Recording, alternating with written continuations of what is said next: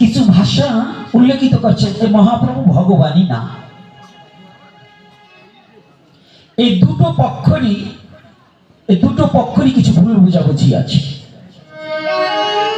একজন হচ্ছে জ্ঞানের ভারে নিজেকে অহংকারী সাজিয়ে তুলেছে, সার্টিফিকেট পেয়ে, আর এক গ্রুপ হচ্ছে কথার ভাবত্ব না বুঝে দ্বন্দ্ব বাঁধিয়ে দিয়েছে। এর কারণ হচ্ছে এই, আজকে যদি গৌর হরির জন্ম জয়ন্তী বলায় যদি বৈষ্ণবাচার্যদের অসুবিধা হয়, তাহলে কৃষ্ণের জন্মাষ্টমী কথাটা মুছে দিতে হবে। কৃষ্ণকে যদি ভগবান বলা হয়, তাহলে কৃষ্ণও তো জন্মগ্রহণ করেনি। জন্ম আর আবির্ভাব শুধু ভাষাগত দিক থেকে আলাদা, কিন্তু ভাবনাটা এক রাখতে হবে। আমি সিলেটে এক সপ্তাহ কাল থেকে আসলাম।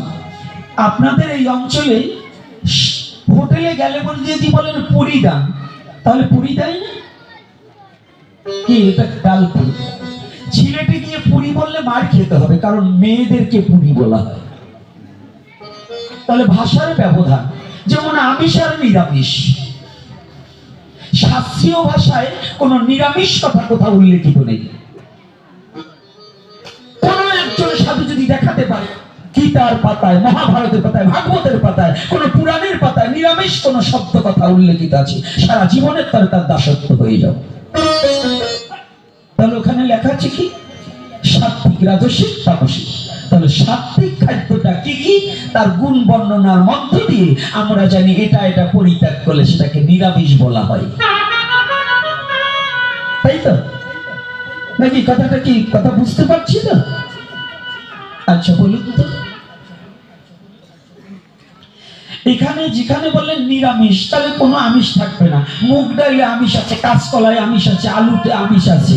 আমিষ হচ্ছে প্রোটিনগত ব্যাপার। তত্র যারা আমরা ভজন করছি, কে মানুক বা না মানুক, কিন্তু আমি তো জানি আমার গৌর হরি সাক্ষাৎ ঈশ্বর, স্বতন্ত্র ঈশ্বর, পরতন্ত্র নয়।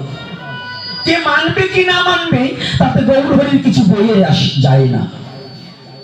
তো মহাপ্রভু স্বর্ণ যদি পড়ে থাকে, অন্ধলোক স্বর্ণকে ঢিলা মনে করতে পারে, ফেলে দিতে পারে, কিন্তু যে কর্মকার, যে স্বর্ণকার, যে ছাকড়া, তার কাছে তো স্বর্ণ অতি মূল্যবান। মূল্যবান কি না? স্বর্ণ কোনোদিন জানে না আমি নিজে স্বর্ণ। শাস্ত্র থেকে উদ্ধৃত দেওয়া হলেন, মহাপ্রভু বলেছেন আমি কৃষ্ণ নন, আমাকে কৃষ্ণ বলছো কেন? পণ্ডিতকে পণ্ডিত বলে লোকে, কিন্তু পণ্ডিত বলে না না আমি মূর্খ। ভগবান তার মহত্ব প্রচার করতে গিয়ে ভক্ত বেশ ভাবাপন্ন হয়ে এসে নিচে বললেন না না আমি কৃষ্ণ নয়। কিন্তু ভক্ত যারা যারা ওই যুগে তার সাথে ছিল, এই যুগে যারা যারা সাথে এলো, তারাই ওই কৃষ্ণকে গৌর রূপে দেখে নিল, তারাই প্রমাণ দিল কৃষ্ণ আর গৌর একই বস্তু, এতে কোনো ভেদ নেই। এতে বিন্দুমাত্র ভেদ নেই। কিন্তু সমস্যাটা হচ্ছে আমাদের হিংসা। সমস্যাটা হয়েছে আমাদের হিংসা। জন্ম কথাটা লিখলেন কেন? আর যখনই ওনাকে দু চার কথা লিখেছে, উনি আবার তার দিয়েছে, মানে এমন কিছু কথা ভাষা বুঝাতে চাইছে মহা